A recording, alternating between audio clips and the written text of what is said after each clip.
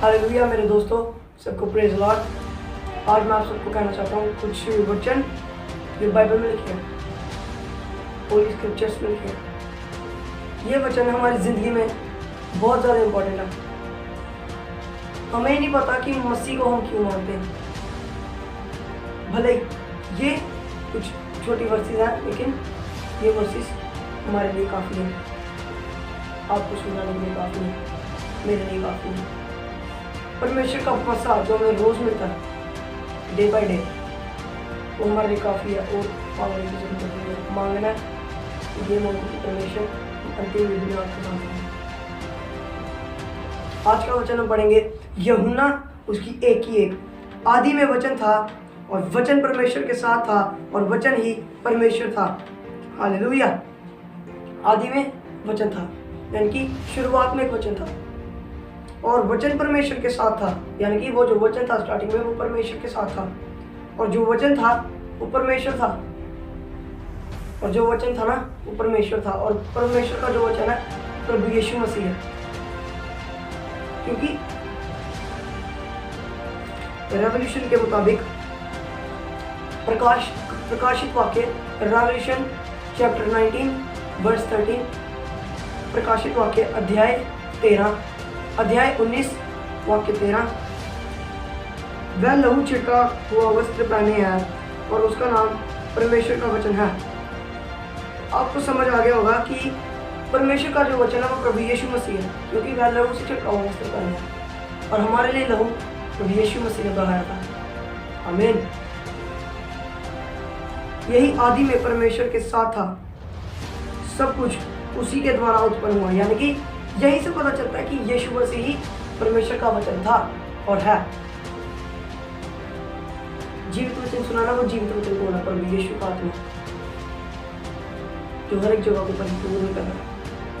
हम जहाँ जाते हैं परमेश्वर हमारे साथ करता है। ये बात क्यों लिखी गई है कि जगत के अंत तक मैं तुम्हारे साथ हूँ? क्योंकि परमेश्वर को पता था, यीशु को पता था कि मेरी आत्मा तीसरे स्वर्ग के पार जाएगी और वो हर एक जगह परिपूर्ण करेगी, और वो अब कर रही है। वो 7 साल के क्लेश में भी करेगी, क्योंकि 7 साल के क्लेश में जो परमेश्वर को याद रखेगा वो दूसरे रैप्चर में उठा लिया जाएगा। आमीन। तो यही वचन परमेश्वर के साथ था, परमेश्वर के साथ स्वर्ग में रहता था। यीशु मसीह परमेश्वर के साथ रहता स्वर्ग में, तब वो पिता ही थे, तब वो पुत्र नहीं कहते। पुत्र वो तब थे जब वो दुनिया पे आए। और जो कुछ उत्पन्न हुआ उसमें से कोई भी वस्तु उसके बिना उत्पन्न नहीं हुई। आमीन। यानी कि हर एक चीज जो यहाँ पे अर्थ पे है, सिवाय पाप के,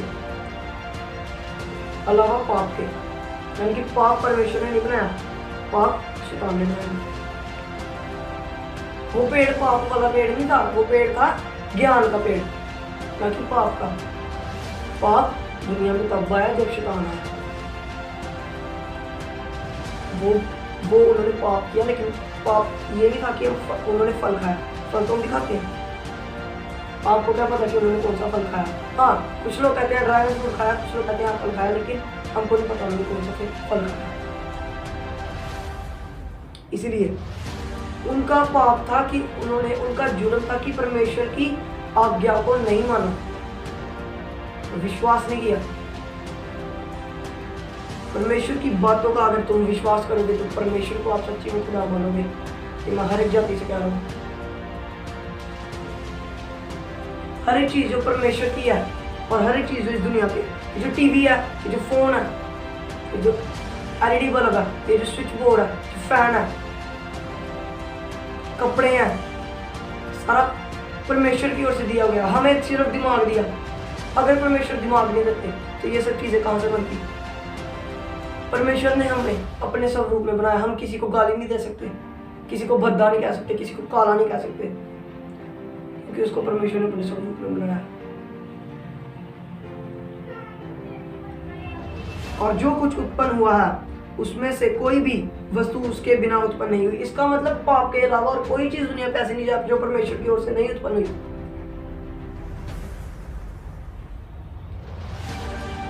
ये जो एंटी क्राइस्ट है, ये जो इल्यूमिनाटीज है, ये अन्य जाति हैं, परमेश्वर के वचन को ये टाल देती हैं, नकारती हैं। इनको ये नहीं पता